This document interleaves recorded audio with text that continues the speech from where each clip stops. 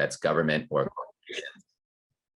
that's changing, but it changes over time. And I think the really important other thing is that, you know, after the motion picture was invented and you had Lumiere, I mean, for decades, for generations, you just kept the camera still and you move the people around, you know, and somebody, I think it was Lumiere, put it on a ship and the ship started moving. They go, holy shit, you can move the camera. You know, and it took them a long time before they realized they can move the camera, and then another long time before they did close-ups. And so when you get new technology, you know, it takes a long time basically before, and waves and waves and waves of innovation before you actually start to see, you know, how things like the ledger might change cities, or how things like double entry bookkeeping create capitalism. And so I think that this is going to take a long time. We're on Web 3, there's probably Web 4, 5, 6, 7, 8, 9, 10. And it comes in waves because it sort of oscillates, you know. So I think if you look at Web 1, we were very decentralized. And Web 2, you saw a lot more centralization, and now it's decentralizing again, and it's kind of like breathing. And I think it's important to think about things as cycles. And a lot of my criticism of things like singularity is that, you know, at the beginning of any cycle, like an S curve or a bell curve, it always looks a little bit like an asymptote, but usually things run their course. So that's sort of, just put that framework in. So I've been doing this stuff, let's call it this stuff, kind of crypto stuff, for a while. In 1984, I was in high school, and that's when I first started playing on the internet, ARPANET back then. And then and back then, a lot of the privacy crypto cypherpunk stuff was happening together with a lot of the core internet stuff. And in 96, together with a colleague from the Bank of Japan, this is when we were doing the cypherpunk stuff, as well as, you know, working with the central bank digital currencies back in 96 even. We wrote a book called Digital Cash. It was in Japanese, about how crypto was going to change everything, and how digital currencies were going to change everything. And so in 96, we thought that, you know, that was going to be all the rage. And, you know, I joined a VR company in 1990. And I also thought that, you know, the metaverse and VR was going to happen. It was sort of in the middle of the 90s as well. And, you know, and I think, you know, there have been several waves where I thought crypto was coming, and several waves that I thought metaverse was coming. And so one of the things that I'm not sure is, you know, this time seems more exciting, and this time seems more real than the previous times around. But there are, you know, but every time the wave came, I thought it was real. So I'm a little bit challenged in terms of wondering whether this is the time. And then just to give you a little bit of my history with sort of blockchain and kind of where I saw it. So in the 90s, I thought it was a big thing. And then, you know, eGold crashed, and a bunch of the early implementations didn't work, and we got pretty close, you know. So my guys back in the middle of the 90s and the early 2000s were, you know, we were trying to figure out how to solve spam, and I used to run an anonymous remailer, and we were trying to figure out how to do a lot of the crypto stuff. And that was when Adam Back actually invented the idea, or came up with the idea of proof of work. That was mostly to try to prevent spam. That was so that it would cost work to send mail, and that would reduce the ability for people to send spammy mail and stuff like that. And we got pretty close to something that looked like the blockchain sort of in the early 2000s, but we sort of gave up. But, you know, and I kind of faded a bit, although Adam and those guys stayed on, and they obviously created Bitcoin, and wasn't really paying attention until I got to MIT, and Jeremy Rubin, a couple others were like, in 2015, oh yeah, Bitcoin is really cool. And I was like, yeah. You know, we tried to do that, it didn't work. And, but I guess it was 2014. In 2015, the MIT Bitcoin Club got started. So I helped sponsor that. And then we created the Digital Currency Initiative. And just as the Digital Currency Initiative was starting, the Bitcoin Foundation blew up. And the core maintainer, Vlad Venderlaan, and a couple of others who were there they didn't have any more funding. So we hired Vlad and a couple of the other people, and we sort of were the hub of the Bitcoin core for a while at MIT. So that sort of by definition turned us into Bitcoin maxis for a while. And there were other sketchy people like Poseidon who are interested in smart contracts and tokens and stuff like that. And I had actually hired Gary Gensler together with the Sloan guys. And Gary and a bunch of us were sort of trying to figure things out. And that was in 2017. The ICOs are pretty scammy. And so we sort of went around saying, these ICOs are kind of scammy, just as Poseidon and his gang were, raising money and investing in them, which is, I'm glad you guys did, because I think we were working with the SEC and the government, and we're trying to make crypto look legit. And ICOs and others things were making crypto look kind of scammy. And so we were sort of on the opposite side of the table. But especially after I left, and actually it was another funny story was Kevon, who created Foundation, the NFTs site.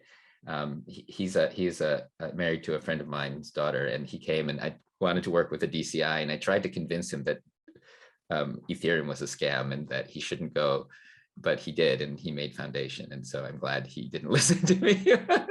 But anyway, probably around last year, at the beginning of the year, and after I left MIT, I was starting to pay attention to the fact that a lot of the reason I was so into Bitcoin for a while was that most of the smartest engineers that I knew were at Bitcoin. And I wasn't super impressed with especially around the security and the crypto of the people that were in Ethereum. But I saw more and more of the engineers that I respected starting to get into smart contracts in Ethereum. And so I started to pay attention more kind of the beginning of last year.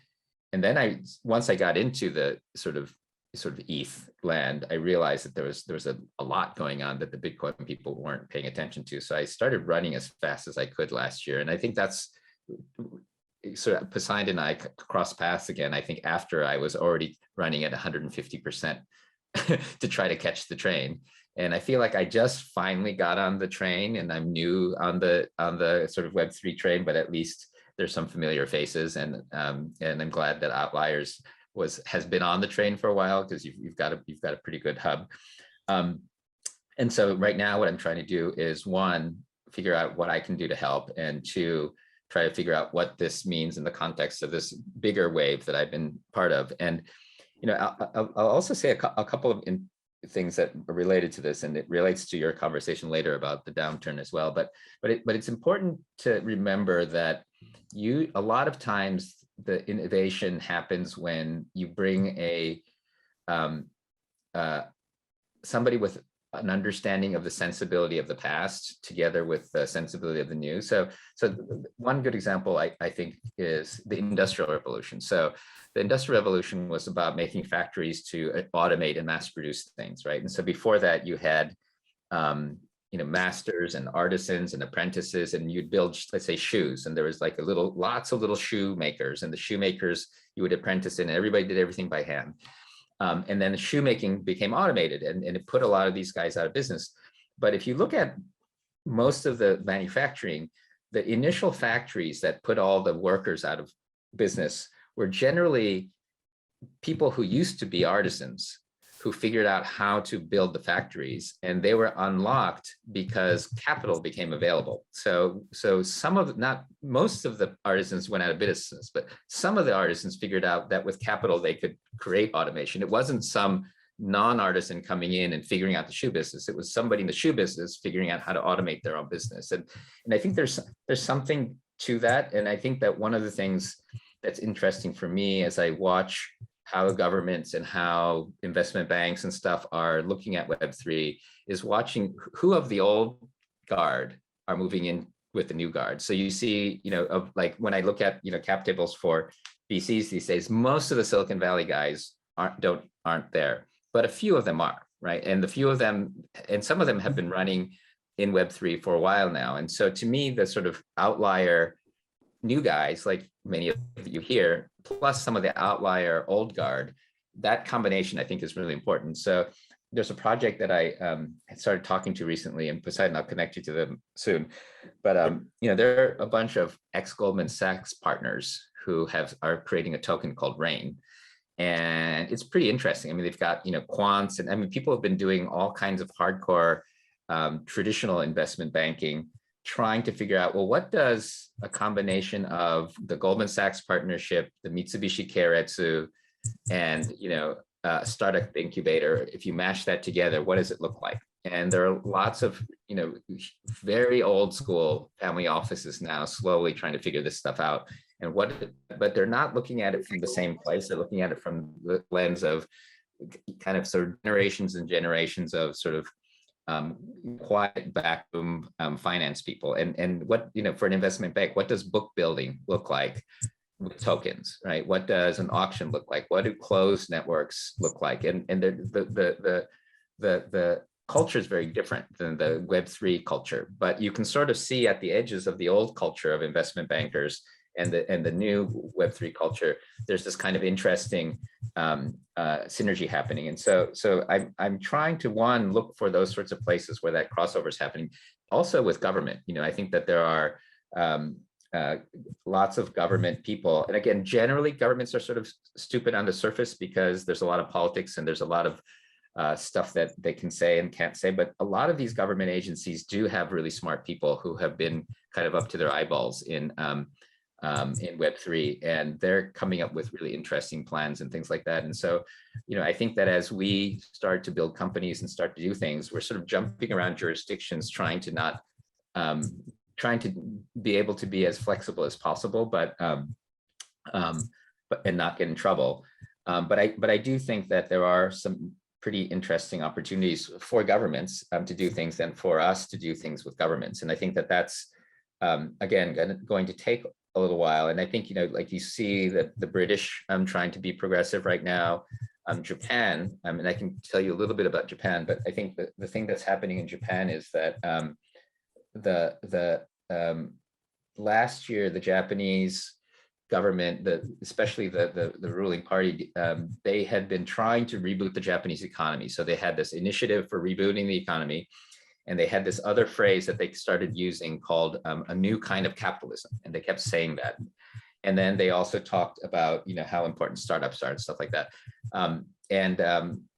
But there wasn't any substance. Those just were labels without any content. And so they had these study groups where they were talking and talking and talking. But then the little digital study group came up and did an incredibly good white paper around NFTs and Web3 and the opportunity. And that they decided, oh, wait a second, Web3 is a new kind of capitalism, and with startups, it could reboot our economy. So a bunch of the politicians really got behind Web3 and blockchain. And a couple of weeks ago, when the Japanese Prime Minister gave a talk in London, he said, Web3, blockchain, NFTs, these are our future. And he just reiterated it a couple of days ago in Japan. And Japan has been behind because of Mt. Gox and because of CoinCheck.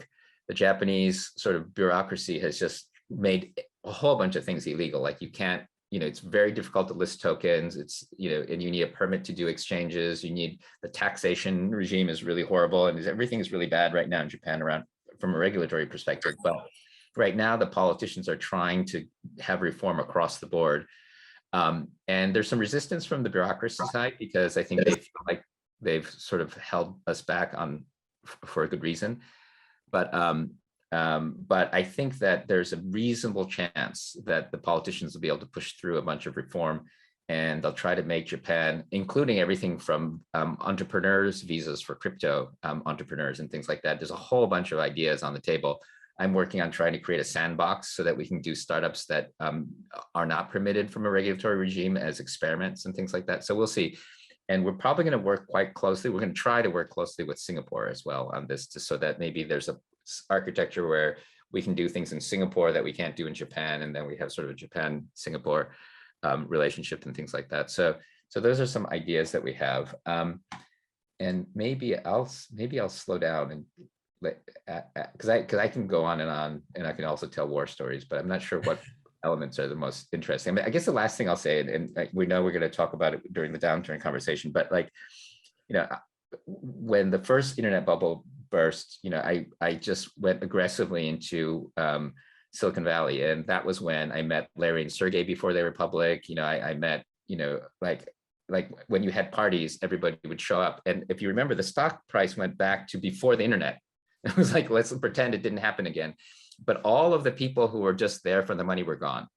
And, and I was working with when we were starting blogging and all this other stuff. Blogs happened because there were all these unemployed engineers who didn't have anything to do. So they wrote blog softwares just to talk about shit. And, and then when Evan, did Blogger, I tried to invest, but Google was growing. And so Google gave them a term sheet, acquired them the day I gave them a term sheet. And I said, you're going to hate it at Google. And he did. And so when he started Twitter a long time later, I said, see, you should have taken my money instead of sold to Google. And that's when he let me invest. But you build relationships during these downturns. And that's when you have engineers that are available. And all of my not all of them, but most of my best relationships that I have that I still have today. And the reason I have access in Silicon Valley is all the people that I hung out with during the downturn when it wasn't so popular to be into the web, are all the people who are, the Mark Andreessens and all those guys were the people who were kind of hanging out, trying to figure out what actually would be useful to build rather than what would get funded. So I'll stop here for a second.